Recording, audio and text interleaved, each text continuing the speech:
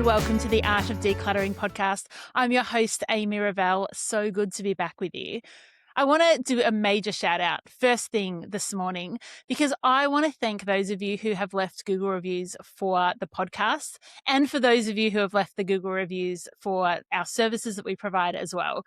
I did an email out to everybody saying for my birthday, which was a couple of weeks ago, what I would love is if you have been impacted by the art of decluttering, if you enjoy what we provide, could you leave us a review, whether on Google reviews or iTunes or Spotify or wherever you are listening to the podcast. And oh my goodness, you guys delivered. I think we had 30 or 40 different reviews left, and it just made my little heart sing. So thank you so much. Sometimes as a business owner or as a podcaster, you can kind of feel like the feedback loop is a bit broken. Like I'm speaking to you and I want to hear back from you. So it was so lovely to get those. Thank you to those of you who took the time. It's never too late. If you want to do that, you can just Google, like, leave a review for the Art of Decluttering podcast, and it'll probably give you some options. So thank you again. I'll also put a link in the show notes for our Google reviews so you can drop one there. But thank you. That really did make me happy. So thank you. Happy birthday to me. This week, I want to talk about functional versus aesthetic organizing. As a professional organizer, sometimes I feel a bit torn. Laura Smith talked about last week about how sometimes we want to have these spaces where the organizing is beautiful. It's lovely to look at, but it also motivates people to keep up with it, to keep it organized and not kind of let it slide back into disorganization. And then I look at other organizers online or see different clients myself where the focus is really on the functional. They don't really care what it looks like. They just want it to function well. And so I thought today, let's explore both of these different ways of organizing. And right from the front, it's not one or the other. In most homes, it's a combination of both. But sometimes you feel like your organizing isn't working when actually you're just trying to focus on the wrong one. So you might find, like, under the bathroom sink, you're really trying to make it look beautiful, but actually in that space, you just need functional storage. And then in your entrance area where every person who ever walks in your house walks through, you've got like this, functional storage, and you're not happy with it because actually maybe it needs to be a little bit more aesthetically pleasing.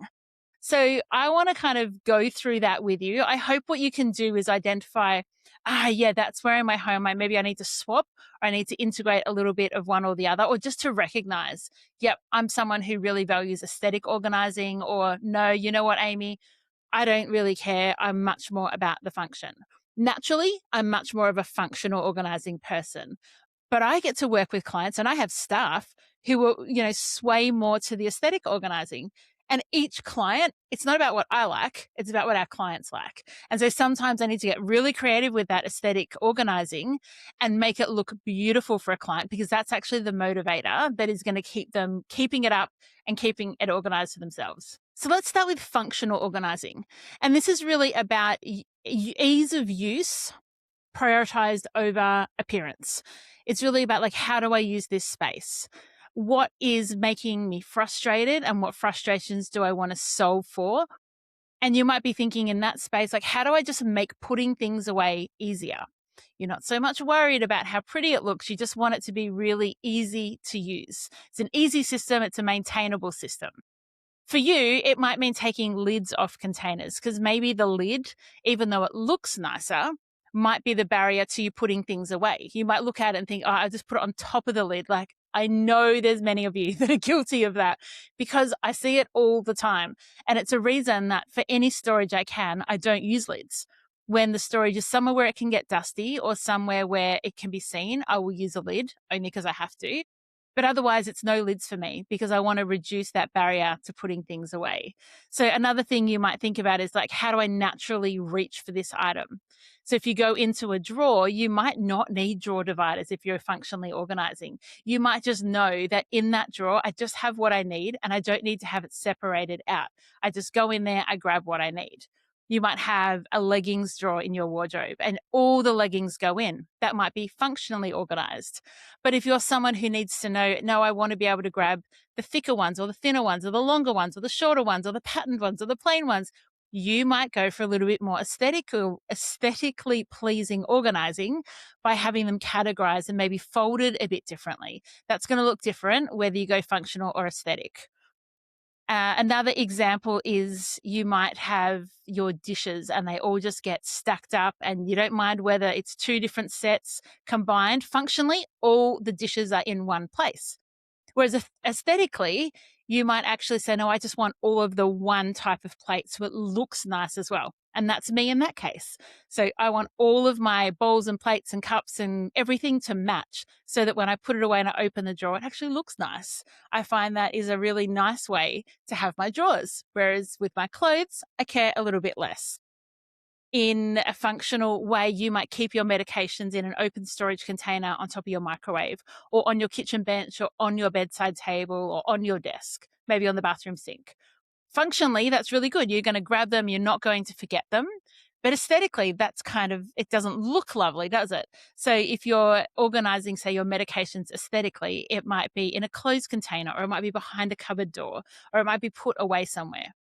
I think if you're neurodiverse, this might affect this a little bit, because sometimes I think like there's this out of sight, out of mind thing for those of us who are neurodiverse, or it might be that you're just going to forget. It has to be right in front of you, even if it's just a little bit out of the way in an open container, you're going to forget it. And so sometimes visually we have to have it organized. That function is about grabbing it and remembering it, as well as how easy it is to put things away. You might think about where you charge your phones. So if you're that functional organizer, it might be that you just have one cord and you just plug your phone in, and the cord can be wherever, next to your bedside table, in the kitchen, next to the lounge suite, whatever works for you. And it doesn't have to look pretty. But aesthetically organizing in that way might be that you have a charging box so the cords aren't out everywhere.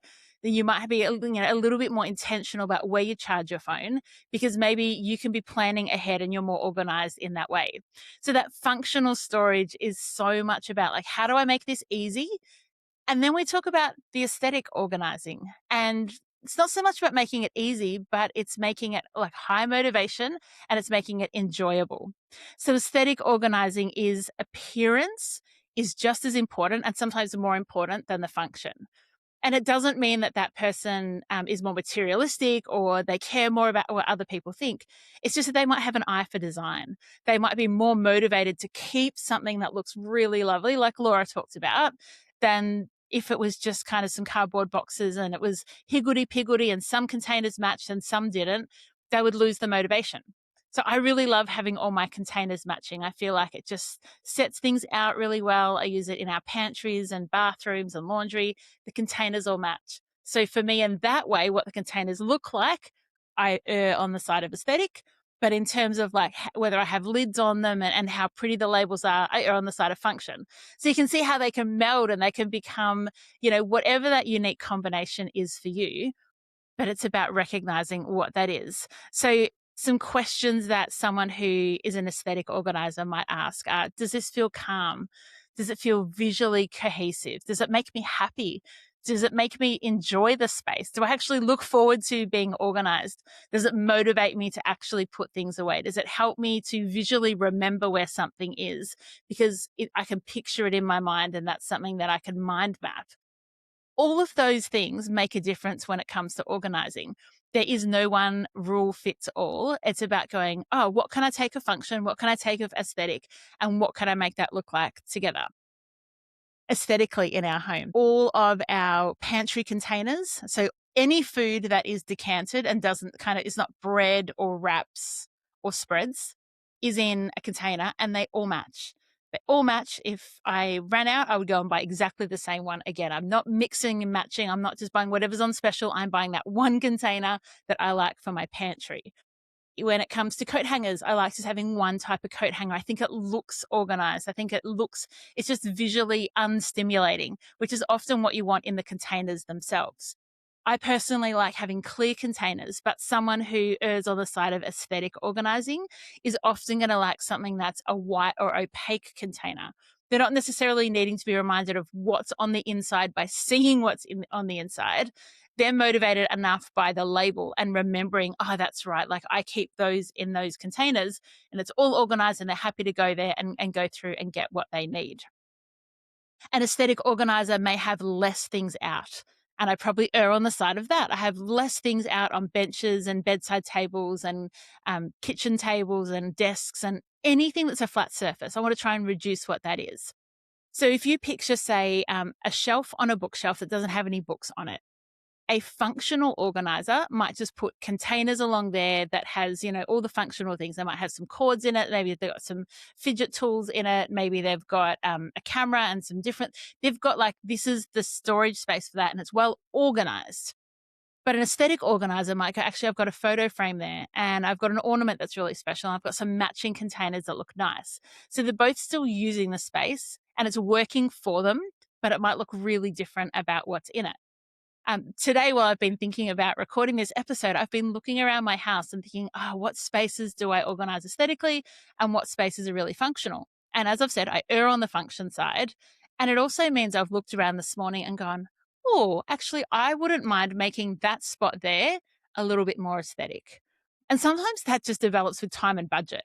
Certainly when we first started having kids and when we first moved into this house, there wasn't budget to make things aesthetically lovely. We didn't have the budget to buy lovely containers. We would just buy the containers we could afford. And so sometimes that aesthetic look can evolve as you evolve yourself. So there's trade-offs, no matter which one that you use. So neither system or way of organizing is wrong in itself or particularly right in itself. You can think a functional system might look messier. It might use mismatched containers, but if it's going to work, it's going to work really well and it's quick to implement. It's easy to move and adjust and be flexible in how you use the space because you're not limited to the exact container that you need to have. An aesthetic system might take a little bit longer to set up. It might be a little bit more expensive, but you're going to enjoy looking at it. It's actually going to be something you pride yourself in. And remembering in that, you don't want to become so fixed on the aesthetics that function goes out the window, where you're like, no, this is the size box that the dog lead needs to fit into, even though the dog lead is twice the size. And you're stuck in your thinking. So sometimes you've got to move and change with it.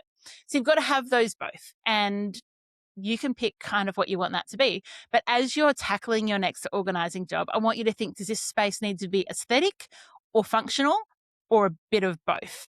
And it might be that you have the aesthetic might come into play with the actual containers. You want to spend some money and buy containers that you really like, but within the container, you're happy to just chuck all the dog treats or the car keys or extra sunglasses.